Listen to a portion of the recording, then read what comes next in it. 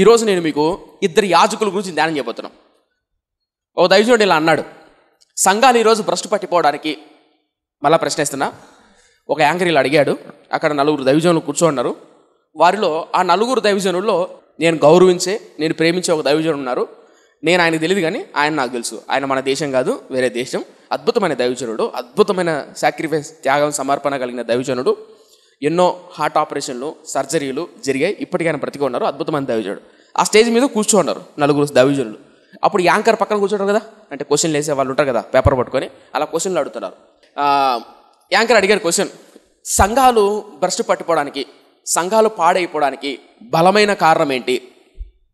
మనుషులు, విశ్వాసుల, కాపరుల, పరిచారకుల, సేవకుల, అంటే రాజకీయ నాయకుల, డబ్బా, హోదాన, ఏది ఎక్కువగా సంఘాలను పాడు చేస్తుంది అన్నాడు అని క్వశ్చన్ వేశాడు. ఆ 4 దైవజనుల్లో నేను అభిమానించి, నేను ప్రేమించే దైవజనుడు ఉండే కదా, వెంటనే మైక్ తీసుకొని విత్ ఇన్ ఫ్రాక్షన్ ఆఫ్ సెకండ్లో ఆన్సర్ చెప్పాడు.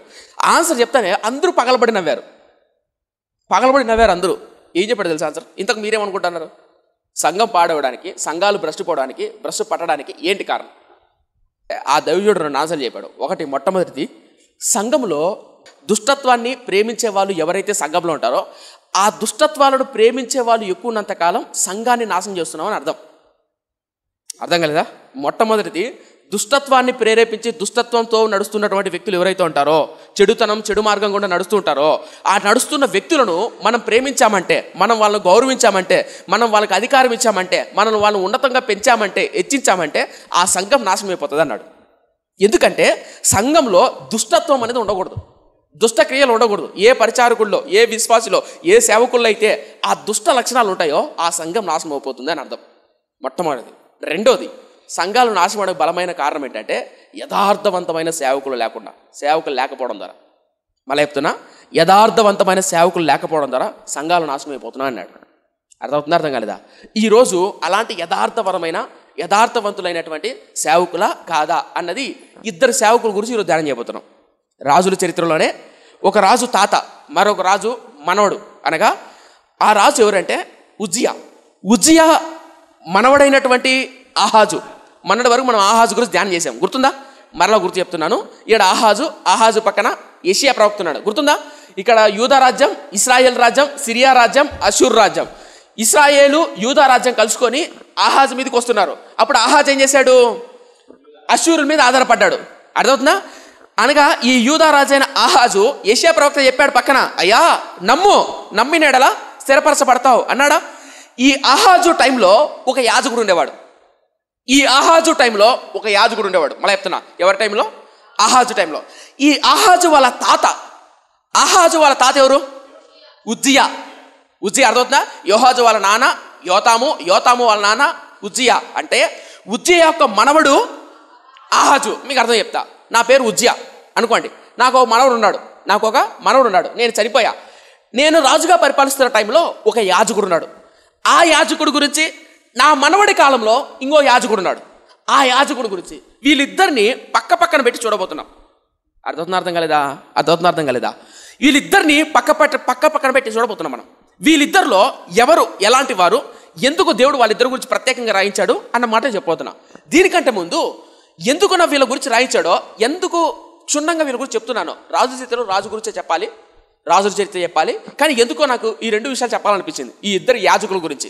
ఎందుకంటే మొదటి దినవృత్తాంతుల గ్రంథంలో ఒక మాట చదివిస్తా చూడండి, ఎందుకు చెప్పాలనుకుంటున్నాను. మొదటి దినవృత్తాంతుల గ్రంథం 6వ అధ్యాయం తీయండి. మొదటి దినవృత్తాంతుల గ్రంథం 6వ అధ్యాయం మొదటి నుంచి నేను చదువుతున్నాను చూడండి. ఎందుకు నేను ఈ యాజకుల గురించి చెప్పాలని ఆశపడుతున్నానో ఒకసారి చూపిస్తా చూడండి, ఎందుకు అంత ఇంపార్టెంట్. మొదటి నుంచి, లేవి కుమారులు గెర్షోను, కహాతు, మెరారి. కనిపించిందా? లేవి కుమారులు అంటే ఎవరు? మందిరంలో యాజకత్వం చేయాలి, మందిరంలో సేవ చేసేటువంటి వ్యక్తులు ఎవరు? లేవి సంతానం. ఆ సంతానంలో ఏం జరిగి చూడండి, 6వ అధ్యాయం మొదటి నుంచి చదువుతున్నాను. లేవి కుమారులు గెర్షోను, కహాతు, మెరారి. కహాతు కుమారులు అమ్రోము, ఇస్సారు, ఇబ్రోను, ఉజ్జియేలు. అమ్రాము కుమారులు అహరోను, మోషే కుమార్తెయు మిరియాము. అహరోను కుమారులు నాదాబు, అబీహు, ఎలియాజరు, యూతారు. ఎలియాజరు ఫినెహాసు కనెను, ఫినెహాసు అబిషువాను కనెను, అబిషువా బుక్కీని కనెను, బుక్కీ ఉజ్జియను కనెను, ఉజ్జి జెరాహును కనెను, జెరాహ్య యెరోతాను కనెను, యెరోయాతు అమర్యాను కనెను, అమర్య అహిటూబును కనెను, అహిటూబు సాదోకును కనెను, సాదోకు అహిమాసాను కనెను, అహిమాసా అజర్యాను కనెను, అజర్య యోహానాను కనెను, యోహానాను అజర్యాను కనెను. ఇతడు సొలొమోను యెరూషలేములో కట్టించిన మందిరమందు యాజకత్వము జరిగించినవాడు. అజర్య అమర్యాను కనెను, అమర్య అహిటూబును కనెను, అహిటూబు సాదోకును కనెను, సాదోకు సెల్లుమును కనెను, సెల్లుము హిల్కియాను కనెను, హిల్కియా అజర్యాను కనెను, అజర్య తలపగేతాను. ఏమని అర్థమైందా? మళ్ళా ప్రశ్న వేస్తున్నా, ఇక్కడ ప్రత్యేకంగా ఏదైనా కనపడిందా అక్క? అర్థం కలదా? ఇక్కడ ప్రత్యేకంగా వాళ్ళు వీళ్ళు కనను అని ఉంది.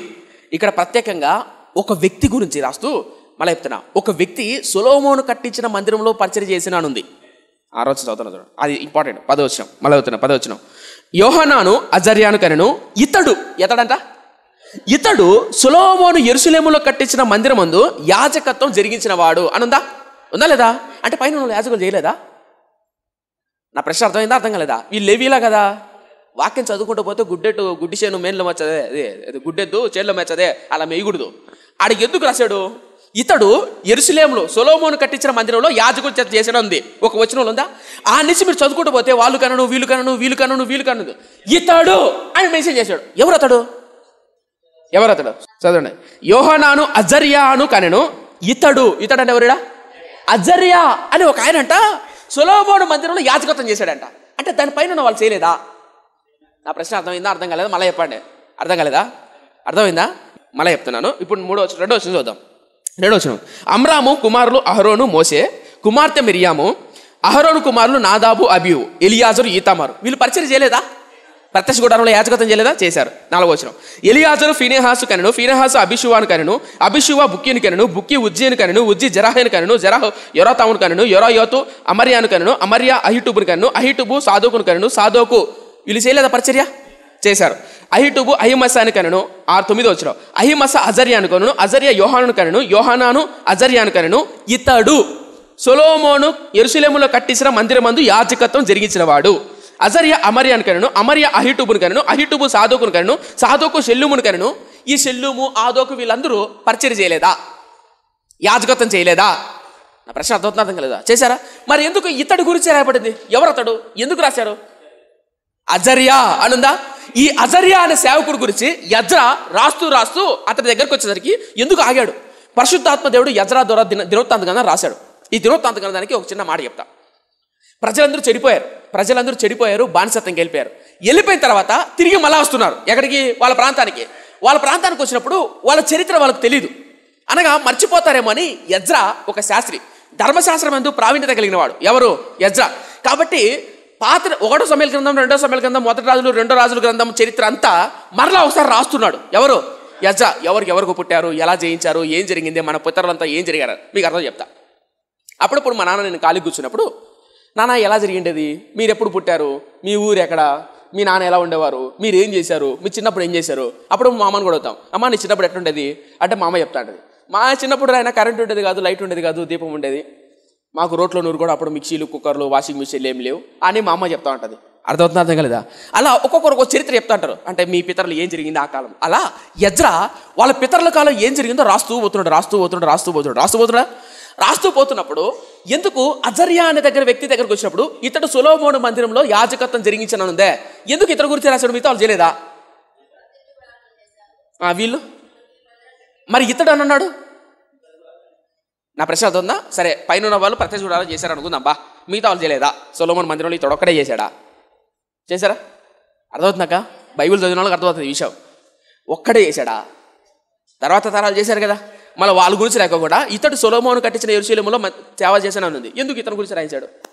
ఎందుకో ఇప్పుడు మన ధ్యానం చెబుతున్నాను. అలా 2 సేవకుల గురించి మన ధ్యానం చెబుతున్నాను. ఆ 2 ఎవరంటే, ఒకరు యాజకుడైన అజర్యా, ఇంకొకరు యాజకుడైన ఊరియా. బెత్షెబా భర్త ఊరియా కాదు, అర్థవుతుందా? ఆ ఊరియా వేరు. ఊరియా అంటే మీకు ఆడిపోతారు మళ్ళీ బెత్షెబా దగ్గరికి, దావీదు దగ్గరికి. ఆడిపోకండి, అది బాగా ఫేవరెట్ అనమాట. ఆడిపోకండి. యాజకుడైన అజర్యా, యాజకుడైన ఊరియా, యాజకుడైన గట్టి పలకండి, యాజకుడైన అర్థమైందా? రైట్. ఇంటికి వెళ్ళిన తర్వాత మర్చిపోకూడదు. యాజకుడైన అజర్యా, యాజకుడైన ఊరియా. ఇప్పుడు యాజకుడైన అజర్యా గురించి యజ్రా ఎందుకో ఇక్కడ రాశాడు. ఈ విషయాన్ని మనం జ్ఞానం చెబుతున్నాం. ఈ యాజకుడైన అజర్యా, నా పేరేం పేరు చెప్ప ముందాకు, ఉజ్జియా. నా తరంలో ఉన్నాడు. ఎవరు? అజర్యా. ఈ యాజకుడైన అజర్యా నా తరంలో ఉన్నాడు. యాజకుడైన ఉరియా నా మనవడైనటువంటి ఆహాజు టైంలో ఉన్నాడు. అనగా ఇక్కడ ఆహాజు ఉన్నాడా, యూదారాజు ఇందా చూపించా, పోయిన వారం చూపించా. ఈ యూదారాజు అయిన ఆహాజు టైంలో యెషయా ప్రవక్త ఉన్నాడు. అట్ ద సేమ్ టైం యాజకుడైన ఉరియా ఉన్నాడు. అర్థమవుతుందా? అలాగే ఉజ్జియా టైంలో ఉన్నాడు యెషయా, కానీ చిన్నవాడు. ఎవరు? యెషయా ప్రవక్త. అప్పుడు అంతలో ప్రాముఖ్యత లేనివాడు, అంటే అంతగా పరిచర్యలోకి రాలే. ఎవరు?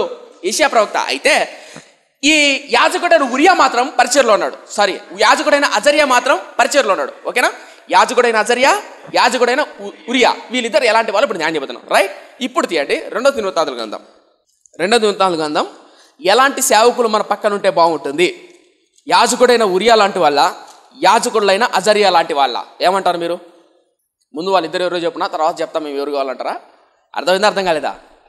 యాజకుడైన అజర్యా లాంటి వాళ్ళు కావాలా, యాజకుడైన ఉరియా లాంటి వాళ్ళు కావాలా? అప్పుడప్పుడు అడుగుతుంటారు కదా, మీకు ఎలాంటి అమ్మాయి అంటే ఇష్టం రా అంటే, ఇంత పొడుగు జుట్టు ఉండాలా, తెల్లగా ఉండాలా అంటారు సరే. సో ఇప్పుడు యాజకుడు లాంటి ఉరియా వాళ్ళు కావాలా, యాజకులైన అజర్యా వాళ్ళు కావాలా? 2 దినవృత్తాంతాల గ్రంథం 26వ అధ్యాయం తీస్తారా? Page number 380. సో యాజకుడైన అజర్యా ఎవరి కాలంలో ఉన్నాడు? ఉజ్జియా కాలంలో. ఉజ్జియా ఎలాంటి వాడో 2 ముక్కలు చెప్తా. 16 ఏళ్ల వయసు నుంచి రాజ్యాన్ని లేవనెత్తాడు. ఎవరు? ఉజ్జియా రాజు అవుతానే బాల్యమునందే ప్రత్యక్ష కలిగిన వాడు, అనగా దేవుని సన్నిధిని అనుభవించేవాడు. ఎవరు? ఉజ్జియా. దేవుని మాట విని జకర్యా కాలంలో దేవుని సన్నిధిని అనుభవించడం, దేవుని సన్నిధిలో ప్రార్థన చేయడం, ధర్మశాస్త్ర ప్రకారం బతకడం నేర్చుకున్నాడు. ఎవరు? ఉజ్జియా. దేవుడు అద్భుత రీతిగా ఆశ్చర్యకరంగా ఉజ్జియాను దేవుడు లేవనెత్తాడు. వ్యవసాయ పరంగా కావచ్చు, యుద్ధ రంగాల్లో కావచ్చు, సైనిక పరంగా కావచ్చు, అద్భుతంగా దేవుడు దీవించాడు. ఎవరిని? ఉజ్జియాను. చక్కగా రాయబడింది, ఉజ్జియా శత్రు దేశాల్లో ప్రాకారపు గోడలు కట్టాడు. ఎవరు? ఉజ్జియా.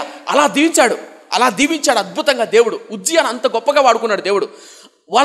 దానికి ముందు వాళ్ళ తాత వాళ్ళ నాన్న ఆస్తినంతా పోగొట్టారు, కానీ ఉజ్జియా రాజు అవుతానే బహుగా దేవుడు దీవించాడు. ఉజ్జియా దగ్గర ఉన్నటువంటి రాజ్యం పరాక్రమవంతులు ఎంతమంది అంటే 3,07,000 మంది ఉన్నారు. ఎవరి దగ్గర? ఉజ్జియా దగ్గర. ఇప్పుడు ఊహించుకోండి, ఉజ్జియా అనే వ్యక్తి సామాన్యమైన వాడా, గొప్ప శక్తివంతమైన రాజా? అర్థమవుతుందా?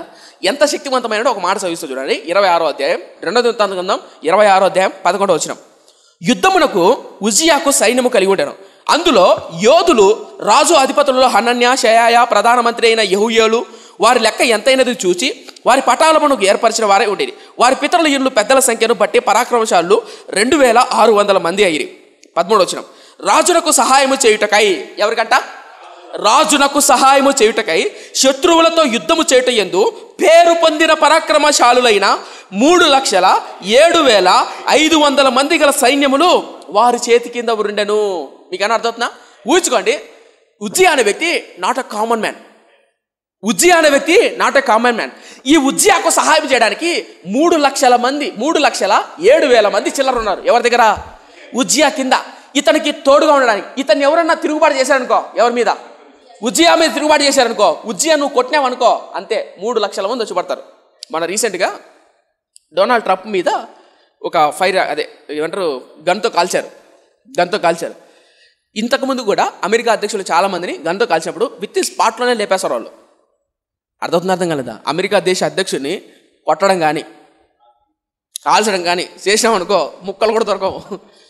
అర్థమవుతుందా? స్పాట్లోనే కాల్చేస్తారు. ఇంకా కోర్టులు కేసులు ఏమి ఉండవు, ఇంకా స్పాట్లోనే కాల్చారు. మీకేమైనా అర్థందా? జస్ట్ ఇమాజిన్, ఇది రాజుల చరిత్ర, ఇది రాజుల కాలంలో. అప్పట్లో కోర్టు గీట్ ఏం లేవు. రాజు దగ్గరికి వెళ్ళి రాజును కొట్టిన, రాజు మీద ఏదన్నా అన్నా, రాజుని ఏమన్నా తిట్టిడా, వాడు బతుకుతాడా? బతకడు. ఇతని కింద ఏముంది? పరాక్రమవంతులైన 3,07,000 మంది సైనికులు ఉన్నారు. అవునా? ఇప్పుడు ఊహించుకోండి, ఇంత గొప్ప రాజు ఎవరు? ఉజ్జియా. అయితే ఈ ఉజ్జియా తప్పు చేస్తుంటే ఒక యాజకుడు, ఎవరు యాజకుడు తెలుసా? అజర్యా. నేను చెప్పానే, ఈ యాజకుడైన అజర్యా ధైర్యంగా వెళ్ళాడు. ఎవరి దగ్గరికి? ఉజ్జియా దగ్గరికి. ఉజ్జియా కింద ఎంతమంది ఉన్నారు? 3,07,000 మంది సైన్యం ఉన్నారు. ఉజ్జియాను పొర్రపాటున ఒక మాట మాట్లాడినా 3,07,000 మంది బాణాలు వదిలితే. అర్థం కాలేదా? కానీ అజర్యా ఏం చేశాడు చూద్దాం. ఇప్పుడు 16వ వచనం చూడండి. 16వ వచనం. అయితే అతడు స్థిరపడిన తర్వాత అతను మనసున గర్వించి చెడిపోయాడు. ఎవరతడు? ఉజ్జియా చెడిపోయాడు. అప్పుడు ఉజ్జియా ఎవరింతకు? రాజు. చూడండి, అతడు ధూపపీఠం మీద ధూపం వేయుటకై యెహోవా మందిరంలో ప్రవేశించి తన దేవుడైన యెహోవా మీద ద్రోహము చేయగా. తర్వాత లైన్ చాలా చాలా ఇంపార్టెంట్, అద్భుతమైన లైన్. 17వ వచనం, అద్భుతమైన లైన్. 17వ వచనం. యాజకుడైన అజర్యాయు, ఎవరంట? యాజకుడైన అజర్యాయు. ఒకటి తలపై కదని ఈడ యాజకుడైన అజర్యా ఉందే.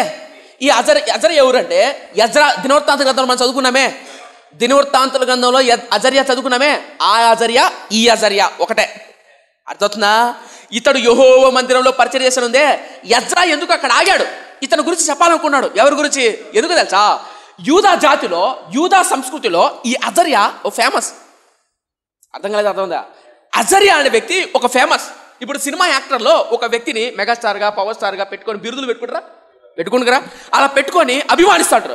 కానీ యూదా జాతిలో యాజకుల్లో ఈ అజర్యా అనే యాజకుడు అద్భుతమైన వ్యక్తి.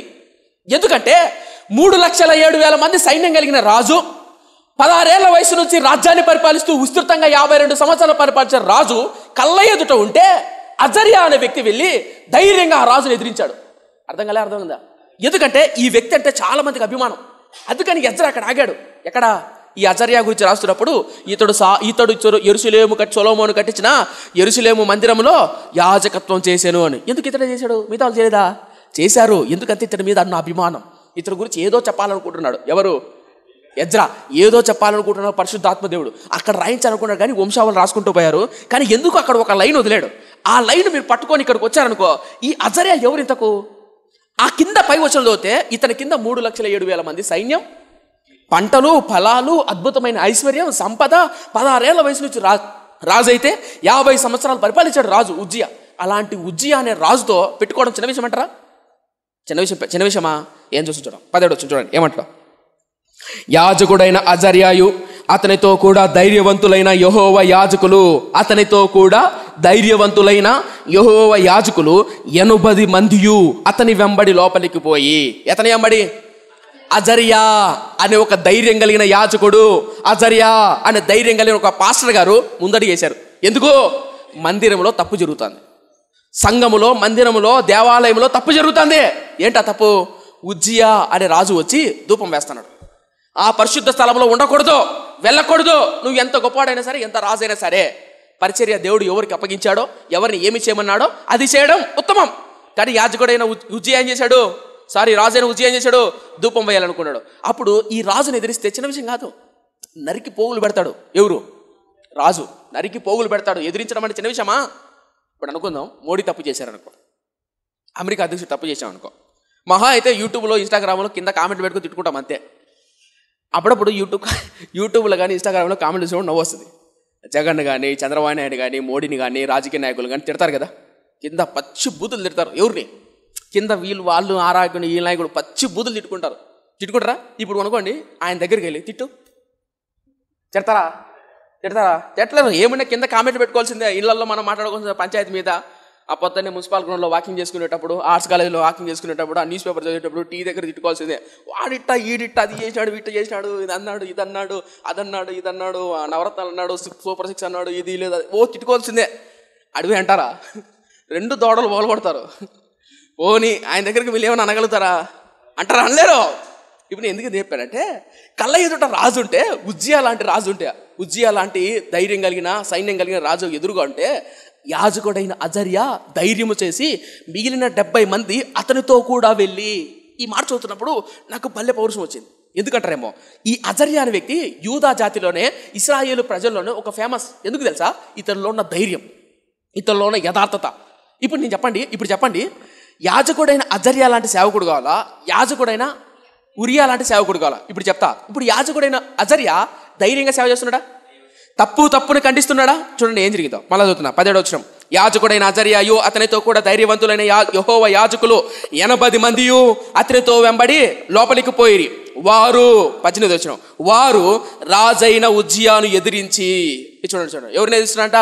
రాజైన ఉజ్జియాను ఎదిరించి, ఉజ్జియా యెహోవాకు ధూపం వేయుటకై ప్రతిష్ఠింపబడిన అహరోను సంతతి వారని యాజకుల పని అయ్యి గాని నీ పని కాదు.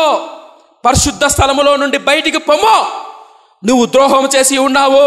దేవుడైన యెహోవా సన్నిధిని నీకు ఘనత కలగజేయదని చెప్పగా, ఉజ్జియా ధూపము వేయుటకై ధూపార్తిని చేత పట్టుకొని రౌద్రుడై యాజకుల మీద కోపము చూపాను. చూసాడా లేదా? మీకేమైనా అర్థవుతుందా?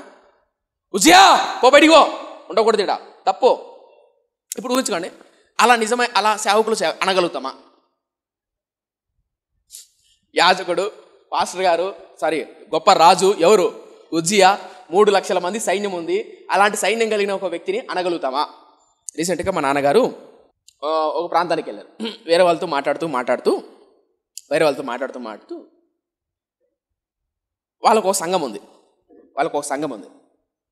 ఆ సంఘానికి ఒక కాపర్ని పిలిపించుకుంటారు. ఆ కాపర్కి నెలకింత జీతం ఇస్తారు. ఎంత? నెలకింత. ఆ జీతం ఇస్తున్నటువంటి వ్యక్తి ఎవరైతే ఉన్నారో ధనవంతుడు, నేను పేరు ఊరు చెప్పట్లే, ఆ జీతం ఇస్తున్నటువంటి ఎవరైతే ఆ ధనవంతుడు ఉన్నాడో ఆ ధనవంతుడు అక్కడ కూర్చోన్నాడు.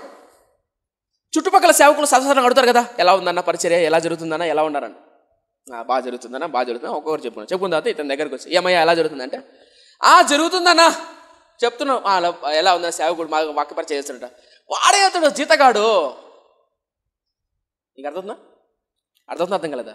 జీతగాడే ఏం చెప్తాడు వాక్యం, ఏదో ఆట చదువుతుంది అన్నాడు. మా ఇంటికి వచ్చి చెప్పాడు. నాకు చాలా బాధ వేసింది. ఆ చెప్తున్న వ్యక్తి ఎవరంటే నాట్ ఎ కామన్ మ్యాన్. బాగా చదువుకున్నాడు, మంచి ఉన్నతమైన విద్య చదువుకొని సమస్తం వదిలిపెట్టి పరిచయం చేస్తున్నారు. ఆ మాట విన్నప్పుడు బాధ వేసింది నాకు. ఎంత చీపుగా మాట్లాడారంటే, ఎవరిని?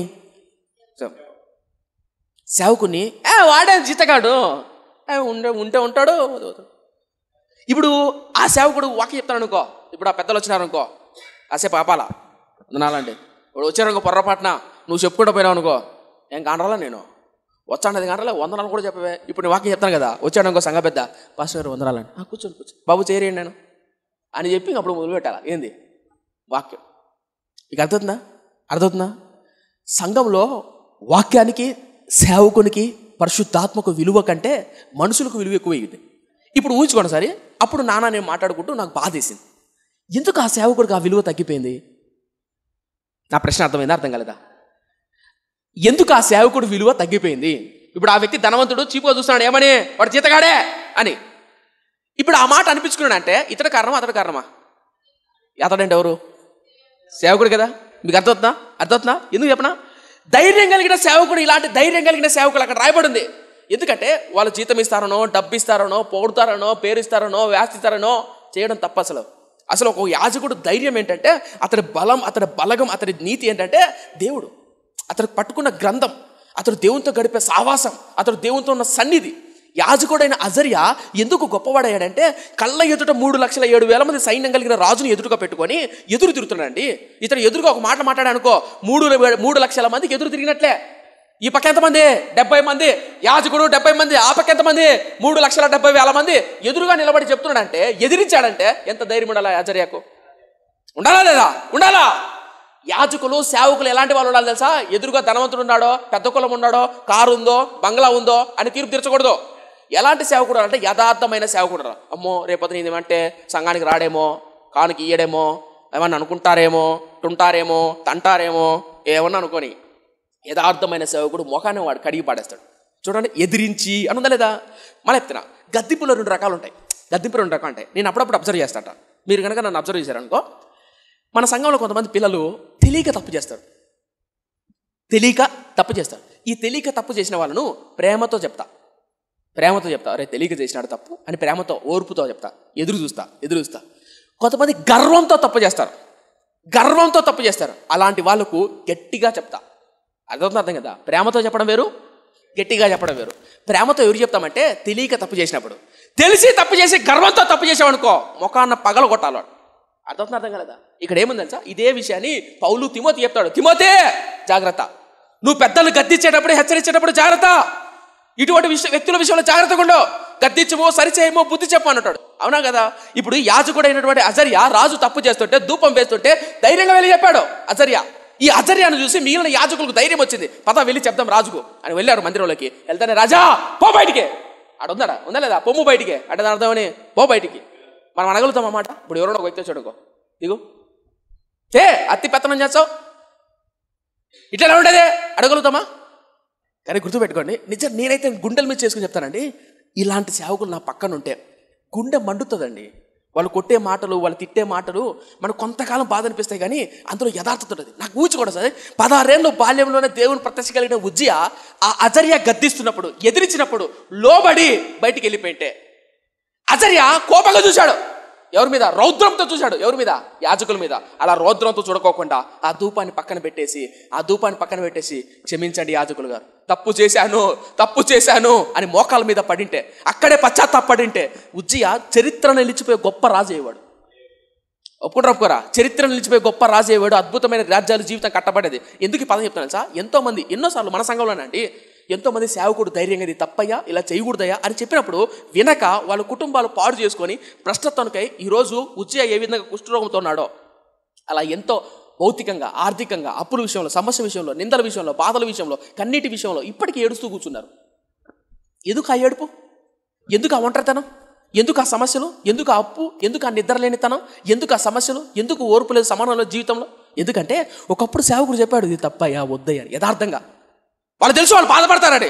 మొన్న మా నాన్న నేను కూడా మాట్లాడుతూ, నువ్వు చెప్పు నాన్న వాళ్ళకు ఉన్నదన్నట్టు చెప్పు, యథార్థంగా. వినకపోని వాళ్ళ ఇష్టం, చెప్పాలా లేదా? చెప్పాలేదే. వాళ్ళు ఏమన్నా అనుకోండి, నేనైతే నేను అన్న నాకు సమయం దొరికితే నేనైనా చెప్తానన్నా అని చెప్పాను. ఎందుకు ఈ మాట చెప్తున్నా అంటే, సేవకులుగా మా ధర్మం ఏంటంటే వాక్యాన్ని చదువుతున్నప్పుడు, ఈ వాక్యం మా గుడ్డలో ఉన్నప్పుడు, అరే వీళ్ళు తప్పుడు మార్గం వెళ్తున్నారే అని బాధేస్తుంది. ఈ అజర్యాకు వాక్యం తెలుసు. అజర్యా యాజకుడు, ఆ పని యాజకుడిది. యాజకులు వాక్యం తెలుసు కాబట్టి, ధర్మశాస్త్రం తెలుసు కాబట్టి, ఎలా చేయాలో తెలుసు కాబట్టి, యాజకుడు చెప్పాలి కాబట్టి ధైర్యం కలిగి చెప్పాడు. ఈరోజు చెప్పండి సేవకులలా మిత్రమా గుర్తుపెట్టుకోండి, మా కొరకు, యాజకులమైన సేవకులమైనటువంటి మన కొరకు, మన సంఘంలో ఉన్నటువంటి దైవజనుల కొరకు, నా కొరకు ప్రార్థన చేయాల్సింది ఏం తెలుసా? ఎన్ని కష్టాలు వచ్చినా, ఎటువంటి వ్యక్తి వచ్చినా యాజకుడైన అజర్యా వలే ధైర్యంగా, యథార్థంగా ఉన్నదన్నట్టు బోధించే సేవకులంగా ఉండాలి. మనుషులను చూసి కాదు. ఇప్పుడు నువ్వు డబ్బు ఇస్తాను, నువ్వు అధికారం ఇచ్చావాను, నువ్వు హోదా ఇచ్చేవాను, మీరు ఎప్పుడైనా అబ్జర్వ్ చేశారా? మీకు తెలీదు, మన సంఘానికి వెనుకుండి నడిపించిన వ్యక్తులు, మన సంఘ క్షేమం కొరకు ప్రార్థన చేసిన వాళ్ళు, సహకరించిన వాళ్ళు, ప్రోత్సహించిన వాళ్ళు బోల్డ్ ఎంతమంది మన సంఘ బడ్డల కంటే మళ్ళీ చెప్తున్నా. వాళ్ళు మన సంఘానికి రాని వాళ్ళు కూడా రారు, అసలు మన సంఘం వాళ్ళు ఒక ఆరాధన కూడా పాల్గొనలే. అటువంటి వాళ్ళు సహకరించిన రోజులు ఉన్నాయి మన సంఘానికి. కానీ నేను వాళ్ళతో ఎలా మాట్లాడుతాను తెలుసా? అబ్బా అవునా అట్టనా అని పొగిడి భజన చేసే బ్యాచ్ కాదు నేను. నమ్ముతారో నమ్మరో, పొగిడి భజన చేసే బ్యాచ్ కాదు నేను. అజర్యా వలే యథార్థంగా సేవ చేయాలి నా కోరిక. ఎదురుగా ఎటువంటి వ్యక్తులున్నా మీరు అప్పుడప్పుడు అబ్జర్వ్ చేశారు. కొంతమంది నాకు ఒక ట్యాగ్ వేశారు, అన్న ఎప్పుడు చూసినా గట్టి మాడతాడో, మమ్మల్నే అంటాడో, నన్నే అంటాడో, ఇది నా కోసమే చెప్పినాడో, ఇది నన్నే అంటాడో అని అనుకుంటారు కొంతమంది. అనుకోని, కానీ నా బాధ ఏం తెలుసా?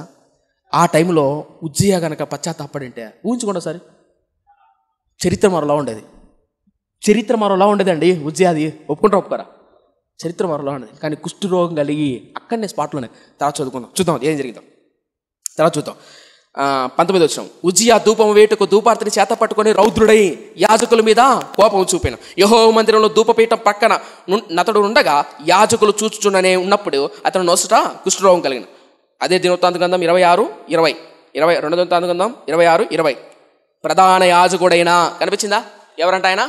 ప్రధాన యాజకుడైన అజర్యాయు యాజకులందరూ అతని వైపు చూడగా అతని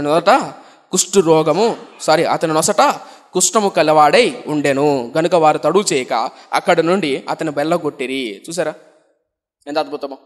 అక్కడ యాజకుడు ఉన్నాడంట. ఎవరా యాజకుడు? ప్రధాన యాజకుడైన అజర్యా.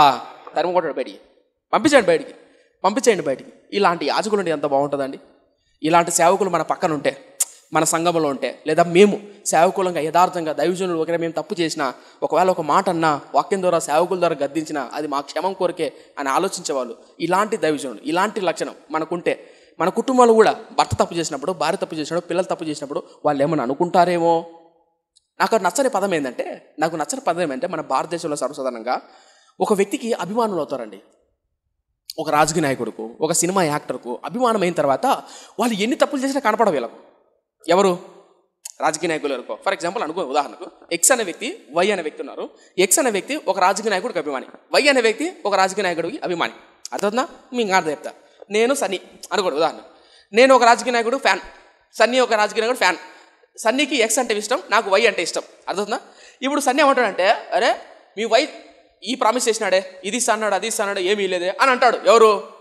సన్నీ. ఇప్పుడు నేనేమంటా, మీ వాడని తక్కువ, మీ వాడు ఏమిచ్చినాడు, మీ వాడు అదన్నాడు ఇదన్నాడు, ఇజ్జాచాడు, మీ వాడని తక్కువ అంటాడు.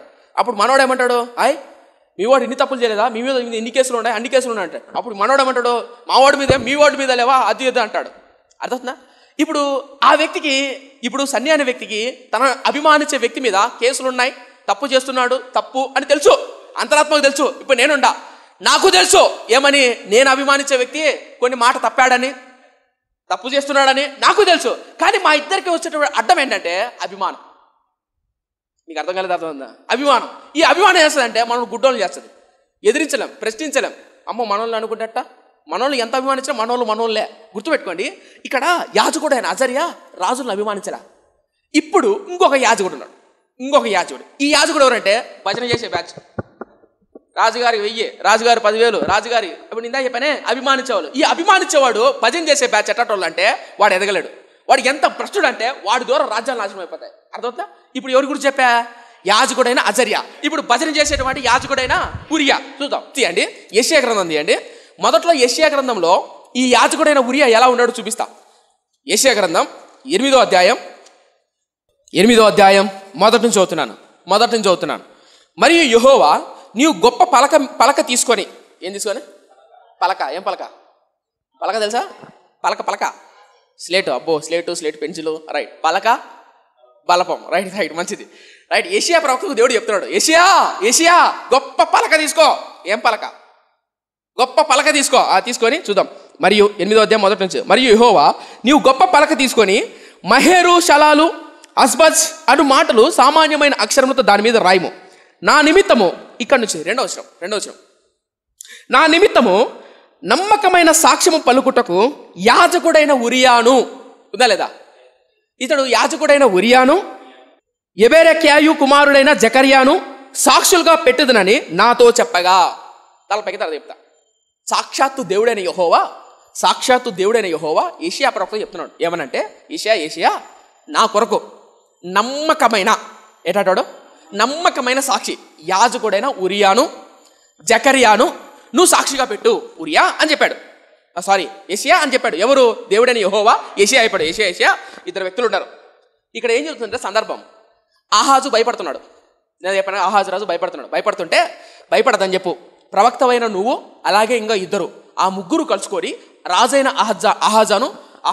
ఆహాజును బలపరచండి, ధైర్యపరచండి, నా కొరకు నమ్మకమైన సాక్షి అయినటువంటి ఈ ఉరియాను తీసుకెళ్ళు, పిలుచుకెళ్ళన్నాడు. ఇప్పుడు నా ప్రశ్న, నిందాక యాజకుడైన అజర్యా గురించి ధ్యానం చేశాం. ధైర్యవంతుడా పిరికోడా? ధైర్యవంతుడు. యథార్థవంతుడా పిరికోడా? యథార్థవంతుడు. ఇప్పుడు అజర్యా గురించి ఉరియా గురించి ధ్యానం చేస్తున్నాం. ఈ యాజకుడైన ఉరియా నమ్మకమైన వాడు, చెడ్డవాడా? అర్థం కలదా? అర్థమైందా? పేరుకు అంటే దేవుడు చెప్తున్నాడా, మనుషులు చెప్పట్లా నమ్మకమైన వాడని. ఎవరు చెప్తున్నారు? దేవుడు, సాక్షాత్తు దేవుడే యెషయా ద్వారా చెప్తున్నాడు. యెషయా నా కొరకు నమ్మకమైన సాక్షి యాజకుడైన ఉరియాను పిలిపించు అన్నాడా? రైట్. ఇప్పుడు నమ్మకమైనడు కదా, నమ్మకమైనడు ఎవరు? ఉరియా. కానీ కాలం మారిన తర్వాత ఈ ఉరియా మనుషులకు భజన చేసేవాడైపోయినాడు. అర్థం కాలేదా? ఒకప్పుడు ధైర్యంగా ఉన్నటువంటి ఉరియా, ఒకప్పుడు నమ్మకమైన ఉరియా కాలం మారిన తర్వాత ఆహాజు రాజుకు తొత్తులా మారిపోయాడు. ఎందుకు మాట్లాడుతున్నానంటే, కొంతమంది వ్యక్తులు మనుషులను చూసి యథార్థంగా ఉంటారు, భక్తిగా ఉంటారు. కాలం మారిన తర్వాత పరిస్థితులను బట్టి మారిపోయి మనుషులకు తొత్తులైపోతారు, యథార్థతను కోల్పోతారు, డబ్బుకు, వ్యామోహానికి, కామానికి అమ్మివేయబడతారు, తమను తాము భ్రష్టత్వానికి అమ్మేసుకుంటారు. ఎందుకు అలా అమ్మేసుకుంటారంటే ఇప్పుడు నేను చూపిస్తాను. ఉరియా గురించి చదివించారా? నమ్మకమైన సాక్ష్యం ఉందా? ఇప్పుడు రెండో రాజుల గ్రంథానికి రండి. ఈ ఉరియా గురించి ఏముంది అక్కడ? 2వ గ్రంథం 16వ అధ్యాయం 10వ వచనం తీసారా? 16:10. రాజైన ఆహాజు అష్షూరు రాజైన తిగ్లత్పిలెసెరు కలుసుకొనుటకై దమస్కు పట్టణమునకు వచ్చి, దమస్కు పట్టణమందు ఒక బలిపీఠమును చూసి, తలపైకి అర్థం చెప్తా. చరిత్రకి వెళ్దాం. పోయిన వారం మీకు మాట చెప్పా. ఇక్కడ యెషయా ప్రవక్తునేవాడు, ఇక్కడ ఆహాజు రాజునేవాడు చెప్పానా? యూదా రాజు. ఇక్కడ ఇశ్రాయేలు, ఇక్కడ సిరియా, అక్కడ అష్షూరు. ఈ సిరియా రాజధాని ఏది? దమస్కు. ఇశ్రాయేల్ రాజధాని ఏది? సోమ్రోను. చెప్పాను, గుర్తుంది కదా. యూదా రాజధాని ఏది? యెరూషలేం. రైట్, మంచిది. ఇప్పుడు ఈ యూదా రాజు అయిన ఆహాజు ఏం చేశాడంటే, వీళ్ళిద్దరు కలుసుకొని ఇతని మీదకి యుద్ధానికి వస్తున్నారని యూదా రాజు అష్షూరు రాజుకు కొంచెం డబ్బులు ఇచ్చి, అయ్యా వీళ్ళిద్దరు కలుసుకొని నా మీదకి వస్తున్నారు, నువ్వు వచ్చి నాకు సహాయం చేయని ఆ అష్షూరుని అడిగాడు. ఇప్పుడు అష్షూరు రాజు ఏం చేశాడంటే, సిరియా రాజు అయినటువంటి ఈ రాజు మీద పడ్డాడు. ఆ రాజు పేరు తిగ్లత్పిలెసెరు. ఈ రాజు యొక్క రాజధాని ఏదంటే దమస్కు. ఈ దమస్కు పట్టణానికి వచ్చి యుద్ధం చేశాడు. ఎవరు? అషూరు రాజు వచ్చి యుద్ధం చేస్తానే జయించేశాడు. జయించిన తర్వాత ఈ యూదా రాజు అయిన ఆహాజు ఏం చేశాడంటే, ఒరే నా కోసం కష్టపడి తన రాజ్యం నుంచి వచ్చి దమస్కు పట్టణాన్ని జయించాడే, వెళ్ళి కలుద్దాం, వెళ్ళి మాట్లాడుదాం అని చెప్పి వెళ్ళాడు. మీకు అర్థం చెప్తా. దావీదన్న మదనపల్లికి రాజు. మన దావీదన్న ఏ ప్రాంతానికి? మదనపల్లికి. ఇస్సాకన్న రాయచోటికి రాజు. ఓకేనా? ఇస్సాకన్న రాయచోటికి రాజు. ఇంకేముంది మధ్యలో? గూవల్ చెరుకు బలరామన్న రాజు అనుకోండి కాసేపు. ఓకేనా? మదనపల్లికి దావీదన్న రాజు, రాయచోటికి ఇస్సాకన్న రాజు, గూవల్ చెరుకు బలరామన్న రాజు, కడపకు నేను రాజు. ఓకేనా? ఈ రాయచోటి గూవల్ చెరువు వీళ్ళిద్దరు కలుసుకొని నా మీద యుద్ధానికి వస్తున్నారు. ఓకే, అప్పుడు నేనేం చేశానంటే వెంటనే దావీదన్నకు ఫోన్ కొట్టా. అన్న దావీదన్న, మదనపల్లి రాజు నువ్వు, ఈ రాయచోటి రాజు అనేటువంటి వాడు, ఈ ఉదాహరణ ఎదురు తప్పకుండా వాడు విన్నాడే, రైట్, ఈ గూవల్ చెరువు వీళ్ళిద్దరు కలుసుకొని నా మీదకి వస్తున్నారు అన్నప్పుడు దావీదన్న ఏం చేశాడంటే, దావీదన్న బాగా బలవంతుడు కాబట్టి మదనపల్లిలో ఉన్న సైన్యం అంతా తోడుకొని పోయి ఇస్సాకన్న మీద పడ్డాడు. అర్థమైందా? అంటే ఏ ఊరు? రాయచోటి మీద పడ్డాడు. ఇప్పుడు ఊహించుకోండి, జయించాడు. ఈ విషయం నాకు తెలిసింది. నేను ఎక్కడున్నా? కడపలో ఉండా. అబ్బా ఒరే ఎంత ప్రేమరా నాకు, మదనపల్లిలో ఉన్నటువంటి దావీదన్న నా కోసం కష్టపడి రాయచోటికి వచ్చి ఇస్సాకును జయించాడు అని చెప్పి, ఇప్పుడు మదనపల్లి నుంచి రాయచోటికి వచ్చాడంటే నన్ను అభిమానించి వచ్చాడు కదా, జయించాడు కదా. జయించిన తర్వాత ఇప్పుడు నేను గౌరవం వెళ్ళాలా లేదా? ఎక్కడికి? రాయచోటికి. ఒరే అన్న మదనపల్లి వదిలిపించి రాయచోటికి వచ్చి వాడిని జయించినప్పుడు నేను కనీసం వెళ్ళి థ్యాంక్స్ అన్న నా కోసం నువ్వు వచ్చినందుకు అని చెప్పాలా లేదా? చెప్పాలి. ఇప్పుడు ఆహాజ్ అయినటువంటి నేనేం చేశానంటే కడప నుంచి బయలుదేరా. ఎక్కడికి? రాయచోటికి వెళ్ళా. ఇప్పుడు రాయచోటిలో ఎవరెవరు ఉన్నారు? మదనపల్లి రాజు ఉన్నాడు, ఇస్సాక్ అనే వ్యక్తి పతనం అయిపోయాడు, ఉదాహరణ ఎత్తుమా. అప్పుడు రాయచోటి రాజు ఎవరు? ఇస్సాకు. అప్పుడు రాయచోటి ప్రాంతంలో దేవతలు కనపచ్చాయి నాకు, కొన్ని విగ్రహాలు కనపచ్చాయి, కొన్ని బొమ్మలు కనిపించాయి. ఎవరికి? యూదా రాజు అయినటువంటి సంజీవ్ తేజ్ అని నాకు, అనక కడప రాజ్యానికి రాజు అయిన నాకు. అప్పుడు నేనేం చేశానంటే రాయచోట్లో అద్భుతమైన బొమ్మ ఉంది ఒకటి, అద్భుతమైన బొమ్మ, అద్భుతమైన విగ్రహం. అది ఆ విగ్రహాన్ని చూసి నాకేమో ఊరికి పుట్టిందంటే, అరే ఇలాంటి విగ్రహం నా దగ్గర ఉంటే నేను కూడా ఇస్సాకనలా బలవంతం అవుతాను కదా, ధైర్యంగా ఉంటాను కదా అని అనుకున్నా. అప్పుడు నేనేం చేశానంటే దాని యొక్క పోలికలు, దాని రూపాన్ని బొమ్మ గీయించి లెటర్ చుట్టి సైనికుల చేత పంపించా. ఎక్కడికి? కడప పట్టణానికి. నేను ఎక్కడున్నా? రాయచోట్లో ఉన్నా. ఇప్పుడు సైనికుడు దాని పత్రంలో, అప్పట్లో ఫోటోలు లేవు, ఇట్లా ఫోటో తీసి వాట్సాప్ పెట్టి టేక్ తీసి ప్రింట్ తీయండి అది ఇది అనడానికి. అప్పట్లో బొమ్మ గీసుకొని వెళ్ళి ఇంకా దాని కొలతలు టేప్ పెట్టి అది పెట్టి దారాలు పెట్టి కొలుసుకొని ఇన్ని అంగుళాలు ఇన్ని బొంగళాలు కనుక్కుంటారు కదా. కనుక మొత్తం అన్ని రాసుకున్న తర్వాత పోయాడు ఒక సైనికుడు. ఏంది దాన్ని పట్టుకొని కింద రాశాడు. ఏమనంటే ఆ యాజకుడికి రాశాడు, రాజైన ఉరియా, సారీ యాజకుడైన ఉరియా, ఇదిగో నేను వస్తానా. ఎక్కడికి? కడపకు. నేను వచ్చే లోపల బొమ్మ రెడీ ఉండాలా అని చెప్పాడు. ఎవరికి? ఉరియాకు. ఎవరు ఆ ఉరియా? యాజకుడైన ఉరియా. ఇంతకు యాజకుడైన ఉరియా లాంటి వాడు నమ్మకమైన వాడని చదువుకున్నాం. ఎక్కడ? యెషయా గ్రంథంలో. కానీ ఇక్కడ ఆహాజు రాజు రాయచోటి ప్రాంతంలో ఉండి, అనగా దమస్కు పట్టణంలో ఉండి బొమ్మలు గీసి లెక్కలు గీసి పంపించాడు. ఎవరికి? ఉరియాకు, యాజకుడైన ఉరియాకు. ఏం జరిగిందో చూద్దాం. ఇప్పుడు 10వ వచనం. ఇప్పుడు చరిత్ర అర్థమైంది కదా, ఇప్పుడు చూద్దాం బాగా. 10వ వచనం. రాజైన ఆహాజు అషూరు రాజైన తిగ్లతపిలెసరును కలుసుకొనుటకై దమస్కు పట్టణమునకు వచ్చి దమస్కు పట్టణమందు ఒక బలిపీఠమును చూచి దాని పోలికను మచ్చును దాని పని విధానమునంతయు యాజకుడైన ఉరియాకు పంపెను. ఎవరు పంపించాడంట? యాజకుడైన ఉరియాకు పంపెను. కాబట్టి యాజకుడైన ఉరియా రాజైన ఆహాజు దమస్కు పట్టణము నుండి పంపి మచ్చుకు సమమైన ఒక బలిపీఠమును కట్టించి రాజైన ఆహాజు దమస్కు నుండి తిరిగి రాక మునిపే సిద్ధపరిచెను. కనిపిస్తుందా? తలపైకి అర్థం చెప్తా, మీకు అర్థం తలపైకేదండి. ఇప్పుడు నేను ఆహాజు రాజును, మా మదనపల్లిలో ఉన్నటువంటి దావీదన్న ఫోన్ చేశా, అన్న రాయచోటి రాజు ఈ గోల్చోరు రాజు నా మీదకి వస్తున్నారు, ఆ రాయచోటి రాజు ఈ గోల్చోరు రాజు నువ్వు చూసుకో అన్నా, నీకు దండం పెడతాను, నీకు కావాలంటే కొంచెం డబ్బు ఇస్తాను, పన్ను ఇస్తానని చెప్పా. అప్పుడు మదనపల్లి రాజు అనే దావీదన్న ఏం చేశాడంటే రాయచోటికి వెళ్ళి మనోడు జయించేశాడు. అప్పుడు ఎంత దూరం వచ్చి జయించిన తర్వాత నేను వెళ్ళి షేక్ హ్యాండ్ ఇవ్వాలి కదా, థ్యాంక్స్ అన్న నా కోసం వచ్చినందుకు. వెళ్ళిన తర్వాత షేక్ హ్యాండ్ ఇచ్చా. ఎవరికి? మదనపల్లి రాజు అనే దావీదన్నకు. ఇచ్చిన తర్వాత ఈ దమస్కు పట్టణంలో అనగా రాయచోటి ప్రాంతంలో ఉన్నటువంటి గొప్ప విగ్రహం ఉంది, ఆ బలిపీఠం, అది చూసి దాని మచ్చుకంతా చూసి రాసుకొని పేపర్లో ఇచ్చి సైనికుని పంపించా. ఆ సైనికుడు పోయాడు ఎక్కడికి? కడప పట్టణంలోనికి. అనగా కడప పట్టణంలోకి వెళ్ళాడు. అయ్యగారు, యాజకుడైన ఉరియా గారు, ఇదిగో రాజుగారు పంపించారు, మీరు ఈ బలిపీఠం కట్టాలంట. ఏ బలిపీఠం? ఇదిగో రాయచోట్లో ఉన్న బలిపీఠం కట్టాలంట. ఎందుకంటే అప్పుడు నమ్మకస్తుడైన రాజైన ఉరియా ఏం చేయాలి? ఇప్పుడు అదే ప్లేస్లో యాజకుడైన అజర్యా ఉంటే ఏం చేసేవాడు? మాకు అర్థం కాలేదా? అర్థం కాలేదా? అదే ప్లేస్లో యాజకుడైన అజర్యా ఉంటే ఏం చేసేవాడు? కొంతమందికి అర్థం కాలేదేమో, అర్థం చేసే ప్రయత్నం చేయండి. యాజకుడైన అజర్యా, రాజకుడైన ఉరియా ఒకప్పుడు నమ్మకస్తుడే, దేవుని చేత నమ్మకం అని పిలువబడ్డవాడే. కానీ కాలం మారుతున్న కొద్దీ ఆహాజు మాట వినడం, రాజు మాట వినడం. ఎందుకంటే రాజు చెప్పిందల్లా చేసామనుకో ఏమొస్తుంది? అర్థం కాలేదా? రాజు మాట చెప్పి రాజు చెప్పిందల్లా చేసామనుకో, రాజు మెప్పు కోరుకున్నాం అనుకో ఏమొస్తుంది అంట? పేరు వస్తుంది, ప్రఖ్యాతి వస్తుంది, డబ్బు వస్తుంది, అధికారం వస్తుంది, పలుకుబడి వస్తుంది. ఎవరు చెప్పిన మాట అంటే? రాజు చెప్పిన మాట అంటే. రాజు తిరగబడితే ఏమొస్తుంది? ఏముంటుంది అంటనా? ఒంటి మీద బట్టలు కూడా ఉండవు, ఏ జైల్లో ఉంటావు, తినడానికి తిండి ఉండదు. అర్థం కలదా? ఇప్పుడు ఊహించుకోండి, నేను ఏం చెప్పే ప్రయత్నం చేస్తున్నా అంటే, ఒకప్పుడు నమ్మకమైన ఉరియా ఎందుకు ఇలా అయిపోయాడు? నమ్మకమైన ఉరియా ఎందుకు వెళ్ళిపోయాడు? అక్కడేముంది తెలుసా? ఆ ఆహాజు రాజు రాయచోటు నుంచి రాకమునిపే అర్థం చెప్తా. సంజీవ్ తేజ నేను రాయచోటుకి వెళ్ళా, ఎందుకు? దావీదును కలుద్దామని. అలా వెళ్ళా, పంపించా లెటర్. ఎవరికి? ఉరియాకు. ఇప్పుడు కడప పట్టణంలో ఉరియా ఏం చేస్తున్నాడు? బలిపీఠం కడుతున్నాడు. నేను రాకమునిపే మొత్తం రెడీ చేసి పెట్టాడు. ఊహించుకోండి, మనోడు ఎంత ఇంట్రెస్ట్గా చేసింటాడో, ఎంత గౌరవంతో, ఎంత తొందరతో చేసింటాడో. మీకేం అర్థమవుతుందా? అరే మనస్సాక్షి గుచ్చుకోలేదా? ఒరే తప్పు కదా, ఒరే దేవుడు ఇది వాక్యానుసారం యుద్ధం కదా, ఇది తప్పు కదా అని అనిపించలేదా? మీకేం అర్థందా? అదే ప్లేస్లో అజర్యాను ఊహించుకోండి, అదే ప్లేస్లో అజర్యా లాంటి సేవకుడు ఏంటే గద్దించాడు. తప్పు రాజా. విచిత్రమైన తెలుసా? ఆ బలిపీఠం కట్టడం మాత్రమే కాదు, ఏం జరిగింది తెలుసా? మందిరంలో ఉన్నటువంటి సామాన్లు, మందిరంలో పరిచయం చేసే వస్తువులు అనేది, ఆ వస్తువులన్నీ తీసుకొని పోయి ఆ బలిపీఠం దగ్గర పెట్టాడు. దేవునికి రావాల్సిన ఘనతను, దేవుని సన్నిధిలో వాడే వస్తువులు తీసుకొని పోయి ఎడబెట్టాడు? ఆ బలిపీఠం దగ్గర పెట్టాడు. ఊహించుకోవడం ఎంత దుర్మార్గంగా ప్రవర్తించాడు. ఎవరు? ఉరియా, ఆహాజు రాజు. ఒక మాట చెప్పాలంటే ఆహాజు రాజు చెప్పిన దాన్ని అనుసరించి ఉరియా అనుసరించాడు. ఊహించుకోండి, పక్కన యెషయా లాంటి ప్రవక్త ఉన్నాడు. ఇలాంటి ఉరియా కూడా నమ్మకంగా ఉంటే కనుక వీళ్ళిద్దరూ కలుసుకొని రాజైన అజర్యాను గద్దించి, తప్పు రాజా, యథార్థంగా మాట్లాడంటే రాజ్యం ఎంత బాగుండదు, కాంప్రమైజ్ అవ్వకూడదు, వీళ్ళు డబ్బులు ఇచ్చారేమో అని వాక్యాన్ని ఒక్కికిరించడం తప్పు. ఇంకోటి తెలుసా? వ్యక్తుల మీద అభిమానం. ఇప్పుడు ఆ రాజు అంటే అభిమానం ఉంటుంది ఎవరికి? ఉరియాకు. అంతే కదా? అంత తొందరగా ఇప్పుడు అనుకోండి, మీరు బాగా అభిమానించే వ్యక్తి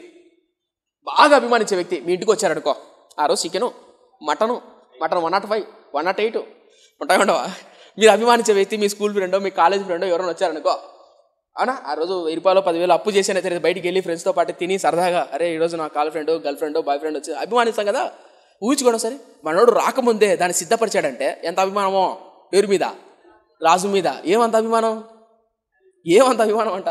నేను ఎందుకు పదాలు చెప్తానంటే, ఒక నిజమైన క్రైస్తవుడికి మన ఇతను గుర్తుపెట్టుకోండి, రాజకీయ నాయకుల యొక్క అభిమానం ఉండకూడదండి.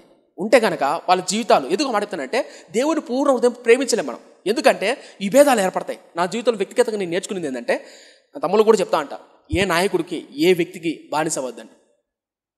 బానిస అయ్యారనుకో, అభిమానించారనుకో, అనుకుందాం. ఇప్పుడు ఇస్సాకన్నా దావీదన్నా ఒకరినొకరు ప్రేమిస్తారనుకో, ఇస్సాకన్నకు ఒక రాజకీయ నాయకుడు ఇష్టం, దావీదన్నకు ఒక రాజకీయ నాయకుడు అంటే ఇష్టం. టీ తాగేటప్పుడు, ఈ న్యూస్ పేపర్లు చూసినప్పుడు వస్తాయి కదా వార్తలు, స్టేటస్లు పెట్టుకుంటారు కదా, వీళ్ళిద్దరు తిట్టుకోలేరు. మొన్న కూడా ఈడ రాజారెడ్డి వీధిలో నెహ్రూ పార్క్ ఎదురుగా తాటి బెల్లం టీ అని ఒకటి ఉంటుంది. ఆ తాటి బెల్లం కాఫీ ఆడిపోయి కూర్చున్నా, తాగుతున్నాం, నేను మా ఫ్రెండ్ ఒక అబ్బాయి తాగుతున్నాం. ఇంతలో ఒకడు వచ్చాడు. వాడు ఎవడంటే మా ఫ్రెండ్ యొక్క పామర్తి. వాడు ప్రేమించేటువంటి హీరాభిమాని. ఏ అభిమాని? మామూలు అభిమానం కాదు, దాని ముందర వీరా వేసుకోవచ్చు. అంత వీరాభిమాని. అవసరమైతే పీకలు కోస్తాడు, అవసరమైతే పీక కోసుకుంటాడు, అంత అభిమాని. ఆ ఎదుటిన్నటువంటి వ్యక్తి ఎవరంటే వీళ్ళ బంధువే, సొంత బామర్ది బంధువులు అనమాట. బామర్ది బావ, ఇద్దరు బావ. అప్పుడు అవతల ఉన్న వ్యక్తి ఈ అభిమానించేటువంటి రాజకీయ నాయకుడిని తిట్టడం మొదలు పెట్టాడు. ఎవరు? బంధువులు వాళ్ళిద్దరూ తిట్టడం మొదలు పెట్టాడు. తిట్టడం మొదలు పెడతాంటే లోపల ఉడుకుతుంది అగ్నిపర్వతం. ఎవరికి? ఈ పక్కన లోపల పెరుగుతుంది. ఎందుకంటే ఆ ఎదుటినోడు బావ అవుతాడు. వీడికి లోపల మండిపోతుంది, నాకు అర్థమైపోతుంది. పక్కన వస్తారు, ఏందో కాలుతున్న వాసన వస్తుంది, ఇడా నువ్వు ఆపు చాలు కానీ ఇంకా ఎక్కువ పేల్చొద్దంటే, లేదు నీకు తెలియదు ఉండు అని చెప్పి వాడు మాట్లాడింది. ఏమని? ఇతడు అభిమానించే రాజకీయ నాయకుడు చేసిన తప్పులన్నీ ఎత్తుతాడు. ఒకటి చెప్పండి, తప్పులు లేని మంచి రాజకీయ నాయకుడు ఒక పేరు చెప్పండి. లేరు కదా, ఒప్పుకుంటారు కదా. మరి ఎందుకు మనకు అభిమానం? ఒక వ్యక్తి మంచి చేసినా మనకు మేలు చేశాడు అనుకో, గౌరవించడంలో ప్రేమించడం తప్పలేదు. కానీ ఏం చెప్పే ప్రయత్నం చేస్తున్నాడు ఒక నిజమైన క్రైస్తవుడికి ఈరోజు. అప్పుడు ఏం చేస్తారు తెలుసా? వీళ్ళిద్దరు అన్నలేక, మింగలేక, కక్కలేక లోపల అగ్నిపర్వతంలో ఉంది. ఊరుకో నువ్వు చాలు కానీ ఇంకా మాట్లాడటం ఎన్నాలంటాడు? అదే బయటోడు ఏంటనా అన్నాడు. ఆ మాట నువ్వు గమ్మ ఉండు, బయటోడు ఏంటనా ఈ పాటికి మెడకాయ మీద తలకాయ ఉండదు అన్నాడు. బయట అంటే మెడకాయ తలకాయ ఉండదు, నువ్వు నా బావు కాటి కొమ్ముడా అని అన్నాడు. వీళ్ళిద్దరు బంధువులే. ఇంకొంతమంది ఎలా అంటే స్టేటస్లతో తిట్టుకుంటారనమాట. ఇసాక్ అనుకో ఒక అభిమాని అనుకో, దావీదు అనుకో అభిమాని, ఆయన అభిమానించే రాజకీయ నాయకుడే అది పెట్టుకుంటాడు స్టేటస్. ఈయనేం చేస్తాడు, ఓ నువ్వు అట పెట్టావా చూడు అని చెప్పేసి ఈయన చేస్తాడంటే ఆ అభిమాని మీద ఉన్న కేసులు ఉంటాయే, గొడవలు ఉంటాయే, అది పెడతాడు స్టేటస్. ఇప్పుడు అది ఆయన చేస్తాడు అనుకుంటాడు, నా సేవకు నా వీరాభిమాని అంటావు అని ఆయన చేస్తాడు. ఈయన అభిమానించే వ్యక్తి కేసులు ఉంటాయే, గొడవలు ఉంటాయి, అవి పెడతాడు స్టేటస్. అట్లా ఒకరు తిట్టుకుంటారు స్టేటస్లు. అవసరమా? ఇంకోటి గుర్తుపెట్టుకోండి, మనం అభిమానించినప్పుడు ఏమవుతుందంటే మన కళ్ళు మూసకపోతాయి, తప్పులు కానరావు. ఒక మాట గుర్తుపెట్టుకోండి, నేను ఏ వ్యక్తినైనా నా జీవితంలో తీర్మానం చేసుకున్నాను, నా తమ్ముళ్ళకి అదే చెప్తాను, సంగమా మీకు అదే చెప్తాను. మీరు ఒక వ్యక్తిని అభిమానించారనుకో, అభిమానించినప్పుడు అతను చేసిన తప్పులు మీకు కానరావు. మనోడలే ఎంతమంది చేయలేదు ఏం తప్పులో, అది వదిలేయాలబ్బా అని అంటారు. ఇప్పుడు అదే మన శత్రువు అనుకోడు, వాడు మన శత్రువు అనుకో, తప్పు చేశాడు అనుకో, చిన్న తప్పు చేయనిలే దాన్ని భూతత్వంలో పెట్టి బయటికి తీసి మరి చేస్తారు. తప్పు ఇది ఎంత పెద్ద తప్పు అని. ఎందుకు? శత్రువు కాబట్టి. అభిమానం అనుకో, ఇంత పెద్ద తప్పు చేయనిలే, అది చిన్నది కానొస్తుంది. ఎందుకు? అభిమానం. గుర్తుపెట్టుకోండి, తప్పండి అలా ఒక వ్యక్తి మీద అభిమానం పెంచుకోవడం. గుర్తుపెట్టుకోండి, ఊహించుకోండి, ఏ రాజకీయ నాయకుడు రానిలే, ఒక నిజమైన వ్యక్తి ఎలా ఉండాలంటే, ఒక నిజమైన క్రైస్తవుడు ఎలా ఉండాలంటే, ఏ వ్యక్తి రానిలే మనం ప్రశ్నించే విధంగా ఉండాలా. అతడు మనకు ఏదో మాట ఇచ్చినాడు, ఆ మాట నెరవేర్చగలిగే వ్యక్తిగా ఉండాలి. నెరవేర్చలేకపోయినా, తప్పు చేసినా ప్రశ్నించాలా. ఒకవేళ చేశాడా కృతజ్ఞత చెప్తాం, చాలా వందనాలయ్యా మంచి చేసావు. తప్పు చేశాడా, తప్పు ఇది, నువ్వు ఎవరైనా సరే అవుతలా తప్పు. అంటే ఎప్పుడు మనకి యథార్థత వస్తుంది అంటే అభిమానం లేనప్పుడు.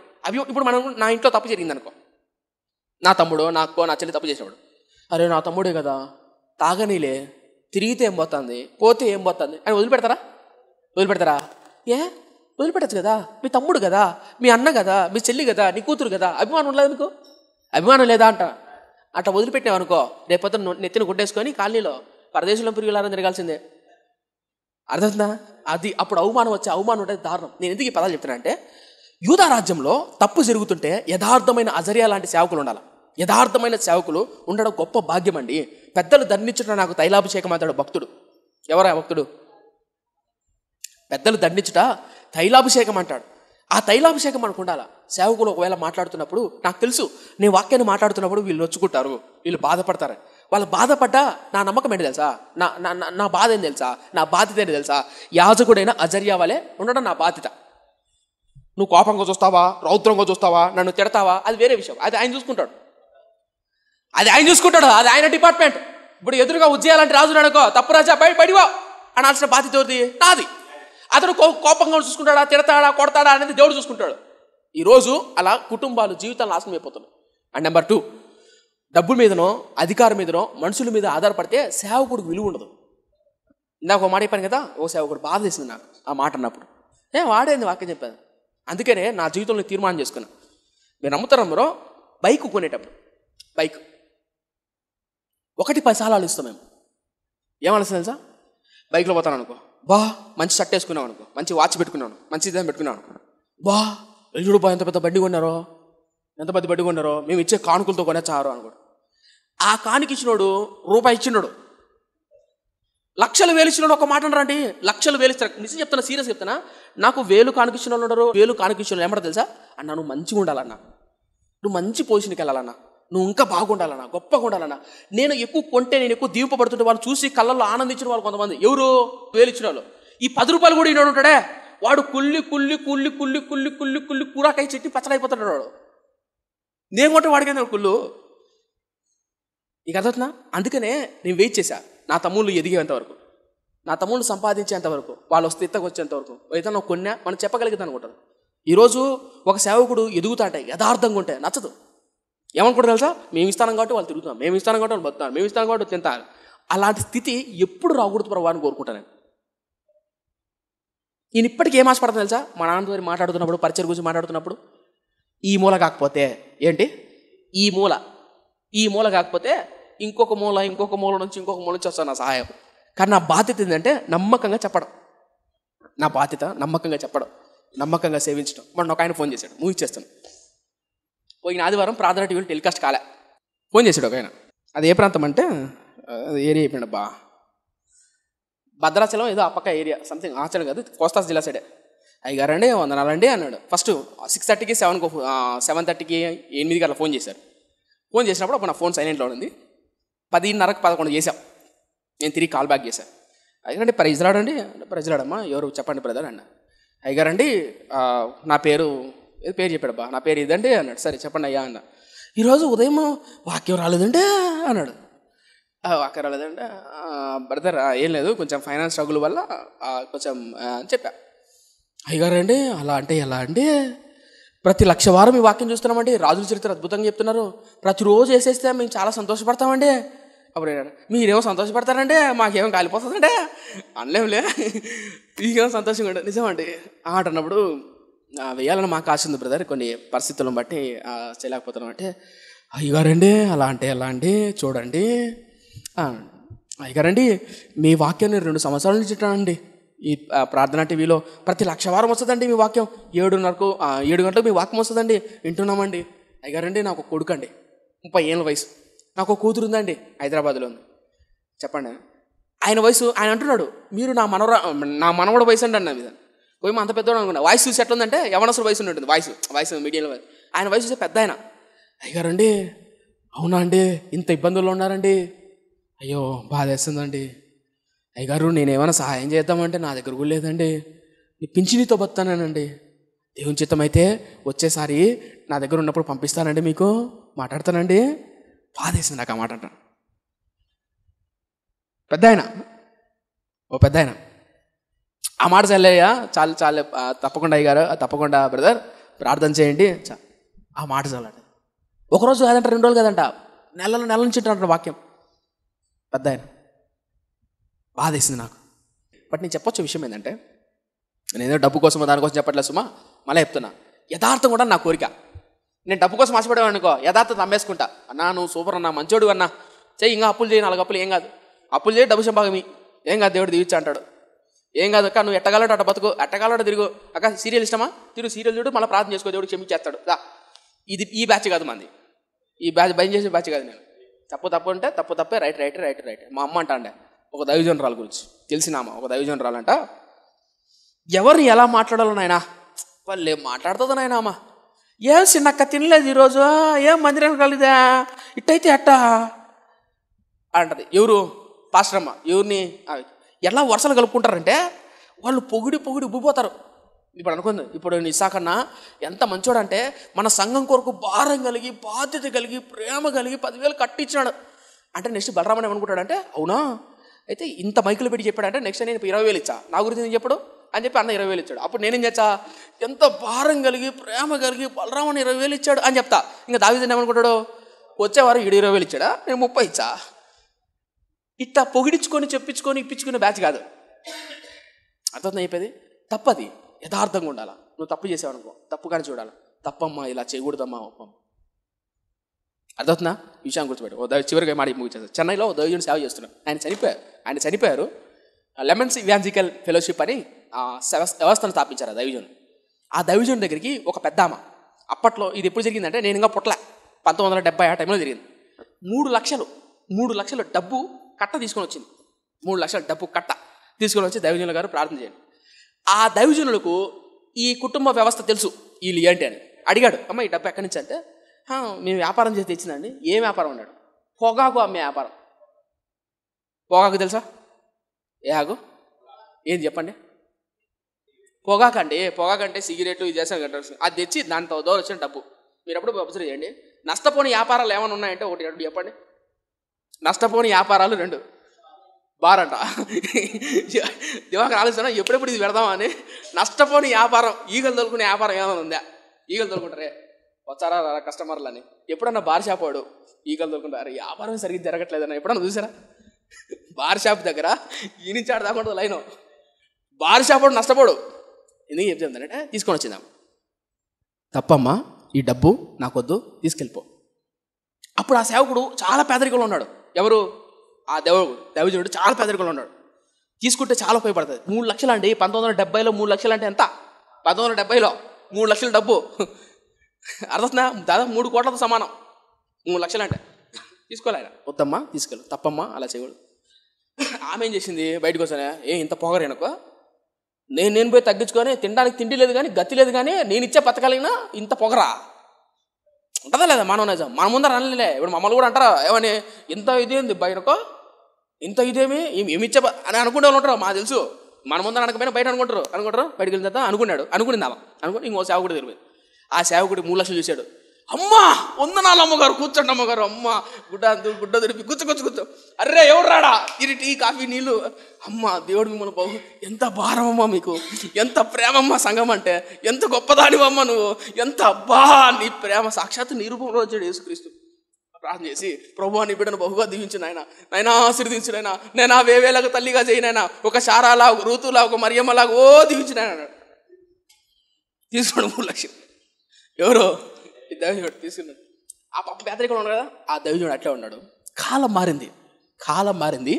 లెమన్స్ ఇవాంజలికల్ మీరు కొట్టండి, ఇప్పుడు గూగుల్లో వస్తుంది. లెమన్స్ ఇవాంజలికల్ కొట్టండి. అద్భుతమైన సేవ, ఇప్పటికీ పునాదులు స్థిరపరచబడిన దైవజనుడు సేవ అది.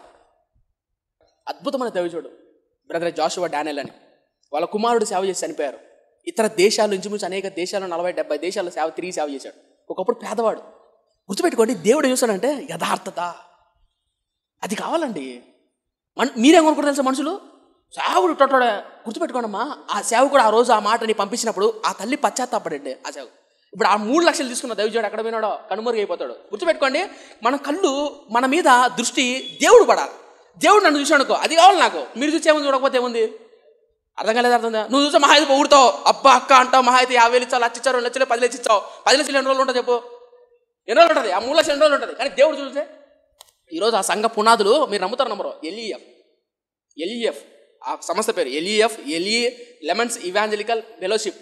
ఎన్నో సంస్థలు వచ్చాయి ఆ సంఘం నుంచి. ఆ గొప్ప దైవజనుడు ఆయన, అద్భుతమైన దైవజనుడు. యథార్థత కోల్పోకూడదు. అలాగే సంఘమా, దేవుడు ఆత్మ ద్వారా, వాక్యం ద్వారా మనల్ని గద్దిస్తున్నప్పుడు, మనల్ని హెచ్చరిస్తున్నప్పుడు ఒక్కటే గుర్తుపెట్టుకోండి. నేను అందుకని ఇందాక ఆరాధన చేసేటప్పుడు ఎంతోమంది హృదయాలు కఠినమైపోయాయండి మన సంఘంలో, నేను చూస్తున్నా. అందుకే నేను ఆరాధన చేసేటప్పుడు అడుగుతున్నా ప్రభువును, అజరియా లాంటి సేవకులు ఉండాలయ్యా, ఉరియా లాంటి వాళ్ళు వద్దు, కాంప్రమైజ్ అయిపోయే వాళ్ళు వద్దు. అరే వీళ్ళు మాట వినట్లేదే, ఇంకా సరేలే వీళ్ళ దారేందాం, సరేలే ఇంకా మాట వినట్లేదు చేసుకో, ఏదోలే ఇంకా బతుక్కో. అయ్యగారు అవ్వట్లేదు నా వల్ల, అందుకనే వ్యభిచారం చేసి బద్దాం అనుకుంటున్నా. అవునమ్మా, సరేలే ఇంకా దేవుడు దీవిస్తాలే, ఏం చేద్దాం, బతుకట్లే. ఈ జరగవు. తప్పంటే తప్పే, వద్దమ్మా అది తప్పయ్యా, శిక్ష వస్తుందయ్యా, యథార్థంగా చెప్పాల్సిన బాధ్యత ఉంది. అది విన్నప్పుడు సరి చేసుకునే వాళ్ళు ఎంతమంది? కాబట్టి గుర్తుపెట్టుకోండి, ప్రార్థన చేయండి. నా హృదయం కఠినంగా కాకూడదయ్యా, నా సేవకుడు ద్వారా, వాక్యం ద్వారా నీ మాటలు మాట్లాడుతున్నప్పుడు అలా ఎదురుగా నిలబడుతున్నది 25 ఏళ్ళ కుర్రోడు, 28 ఏళ్ళ కుర్రోడు మా దైవజనుడు కాదయ్యా, నీ వాక్యంతో మాతో మాట్లాడుతున్నావు. మాకన్నా వయసులో చిన్నోడు కావచ్చు, పెద్దోళ్ళు కావచ్చు, చదువురాని వాళ్ళు కావచ్చు, మీకన్నా పేదవాళ్ళం కావచ్చు, పౌలు ఒక మాట అంటే అద్భుతమైన మాట, చదివించలేండి. నేను ఇరికింపబడినాను, నేను శ్రమపడుచున్నాను, నేను పిరికివాడినైనాను, నేను ఇబ్బందుల్లో ఉన్నాను, నేను కరువులో ఉన్నాను, నేను కాటకంలో ఉన్నాను, నేను ఇరికింపబడినాను, నేను అజ్ఞానంలోను జ్ఞానం లేని వాడిని కాదు, నేను ఇరికింపబడిను చిక్కబడిన వాడు కాదు అని అంటాడు పౌలు. మీరు అనుకున్నట్లు మేమేమి పేదవారమైనట్టు మీ కళ్ళకు నేను పేదవారం కనబడచ్చు, కానీ నా ద్రవ్య దృష్టిలో నేను ధనవంతుని. మీ దృష్టిలో మేము చిన్న వయసులోనే కావచ్చు, కానీ ఆత్మీయ దృష్టిలో నా దేవుడి దృష్టిలో పెద్దవాడినే. మీ దృష్టిలో నేను నీచుండే కావచ్చు, కానీ నా దేవుని దృష్టిలో. కాబట్టి దయచేసి మిత్రం గుర్తుపెట్టుకోండి, వాక్యం చెప్తున్నప్పుడు యథార్థంగా ఒప్పుకొని పశ్చాత్తాపడి సరి చేసుకున్నారనుకో, మిమ్మల్ని దేవుడు దీవిస్తాడు. లేదు మేము ఇట్లే ఉంటామంటే మీ ఇష్టం. ప్రార్థన చేద్దాం, దయచేసి మోకరిద్దాం. మన హృదయాలు కఠినంగా కాకోకుండా సేవకుల ద్వారా, వాక్యం ద్వారా, పరిస్థితుల ద్వారా దేవుడు మాట్లాడినప్పుడు పశ్చాత్తాపడే మనసు నాకు దయచేయనైనా అడుగుదామా హృదయపూర్వకంగా. ఎందుకంటే అది భయంకరమైన జబ్బు మిత్రమా. మోషే లాంటి సేవకుడు ఫరో ఎదుట నిలబడినప్పుడు యెహోవా ఎవడు అన్నాడు. సరే యెహోవా గురించి చెప్పాడు. చెప్పిన తర్వాత అయినా పశ్చాత్తాపడ్డా? చెప్పిన తర్వాత అయినా బాగుపడ్డా? లేదే. ఆనాడు హనానీ లాంటి ప్రవక్త సేవకుడు ఆసా దగ్గరికి వెళ్ళి, ఆసా తప్పు చేసామన్నప్పుడు ఆసా అద్భుతమైనటువంటి ధర్మశాస్త్రాన్ని అనుసరించి నడిచినటువంటి ఆసా హనానీ మాట వెనుకోకుండా పోయాడు. ఏలియా లాంటి సేవకుడు పక్కన పెట్టుకుని అహాబు ఎంత దుర్మార్గంగా ప్రవర్తించాడు. కొన్నిసార్లు నాకు ఆశ్చర్యం అనిపిస్తుందండి, ఎంత వాక్యం చెప్పినా, ఎంత బోధించినా, ఎంత సార్లు వాక్యాన్ని ధ్యానం చేసినా ఎందుకు కొంతమంది చాలా కఠినంగా ఉంటున్నారో అర్థం కాదు. ఎందుకు కొంతమంది హృదయాలు ఎంత కఠినమైపోతున్నాయో అర్థం కావట్లేదు. ఎందుకు కొంతమందికి బాధ అనిపించట్లేదు, ఎందుకు కొంతమందికి చలనం కూడా అనిపించట్లేదు. ఒకవేళ ఈ వాక్యాన్ని ఉంటున్న వాళ్ళు మిత్రమా, మీరు ఎవరైనా ఉన్నారేమో పరీక్షించుకోండి. లేకపోతే సేవకుడిగా చెప్తున్నాను, భవిష్యత్తు అద్దుమానంగా ఉంటుంది. మళ్ళీ చెప్తున్నాను, నేను గద్దించట్లేదు, శపించట్లేదు, వాస్తవాన్ని చెప్తున్నాను. ఒకవేళ ఈ వాక్యాన్ని వింటున్న వాళ్ళు ఎవరైనా సరే టీవీ ద్వారా, సోషల్ మీడియా ద్వారా, మిత్రమా, వాక్యాన్ని ధ్యానం చేస్తున్నప్పుడు ఆయన గద్దింపు నీకు తగలట్లేదంటే, ఆయన వాక్యం నేను పొడవట్లేదంటే, ఆయన వాక్యం నేను బాధ పెట్టట్లేదంటే గుర్తుపెట్టుకో, నీ భవిష్యత్తు దారుణంగా ఉంటుంది. నీ భవిష్యత్తు భయంకరంగా ఉంటుంది. ఆనాడు హిజ్కియా భవిష్యత్తు గర్వించి ఎలా దారుణమైపోయిందో తెలుసా? కుష్ఠు రోగంతో ఒంటరి వాడైపోయాడు. ఆశా భవిష్యత్తు ఏమైపోయిందో తెలుసా? జబ్బు పుట్టి భయంకరమైన రోగంతో చచ్చిపోయాడు. ఫరో ఎలా చనిపోయాడు తెలుసా? భయంకరమైనటువంటి శ్రమ గుండా, భయంకరమైనటువంటి ఉప్పెనలో, ఎర్ర సముద్రంలో మునిగి చచ్చిపోయాడు. గొప్ప రాజే. గుర్తుపెట్టుకోండి మిత్రమా, కఠినమైన హృదయం, భవిష్యత్తు భయంకరంగా ఉంటుంది. కాబట్టి అడుగుదాం, ప్రభువును క్షమించయ్యా, నా హృదయం కఠినం కాకుండా కాపాడయ్యా. నెంబర్ 2, నా పక్కన యెషయా లాంటి ప్రవక్తలు, నా పక్కన అజర్యా లాంటి సేవకులు ఉండాలయ్యా. నేను తప్పు చేసినప్పుడు, గద్దించినప్పుడు మా సేవకులను అలా తీర్చయ్యా. నా సేవకులు ఉరియాలా ఉండకూడదయ్యా. నా సేవకుడు యాజకుడైన ఉరియాలా ఉండకూడదయ్యా. యథార్థంగా నా సేవకులు దీవించయ్యా. వాళ్ళ జీవితాల్లో కష్టాలు ఉన్నాయనో, కన్నీరు ఉన్నాయనో, ఆర్థిక ఇబ్బందులను బట్టి లొంగిపోకూడదయ్యా. సేవకు విశ్వాసులారా, అలాగే మా కొరకు కూడా ప్రార్థన చేయండి. మా కొరకు కూడా ప్రార్థన చేద్దాం. పరిశుద్ధుడా, నా తండ్రి, కృపగల నా దయగల దేవా, విత్తబడిన మాటలు నాలో మాలో నూరంతలుగా ఫలింపచేయు నాయన. సహాయం దయచేయి నాయన. ఈ హోరేబు మినిస్ట్రీస్ పరిచర్య తరతరాలు నాయన ఈ పునాదులు స్థిరపరచబడాలి. అలా స్థిరపరచబడాలంటే మనుషుల వైపు కాదయ్యా, నీ వైపు చూస్తూ మా చేతులు ఎత్తుకునే కృపనిమ్ము. అజర్యా ఎంత ధైర్యం కలిగిన వాడు, ఉరియా ఎంత పిరికివాడు, అమ్మివేయబడ్డాడయ్యా. ఒకప్పుడు నమ్మకస్తుడే, భయంకరంగా అమ్మివేయబడ్డాడు. అయ్యా, మా జీవితాలు అలా ఉండడానికి వీల్లేదయ్యా. నెంబర్ 2, సంఘంలో ఉన్న విశ్వాసులు గద్దించే సేవకులు పక్కన ఉన్నప్పుడు ఆ గద్దింపును స్వీకరించి జీవితాలను, కుటుంబాలను కట్టుకొని కృపని అయ్యా, సరి చేసుకునే భాగ్యాన్ని నాయన. అది కష్టంగా ఉండొచ్చు, ఆ తగ్గింపు జీవితం కష్టంగా ఉండొచ్చు, లోబడే జీవితం కష్టంగా ఉండొచ్చు, కానీ లోబడితే నిజంగా విధేయ చూపితే ఆశీర్వాదం ఉంటుంది. అటు కృపను బిడ్డలు దయచేయమని యేసయ్య నామమున అడిగి వేడుకుంటున్నాం మా కన్న తండ్రి. ఆమేన్.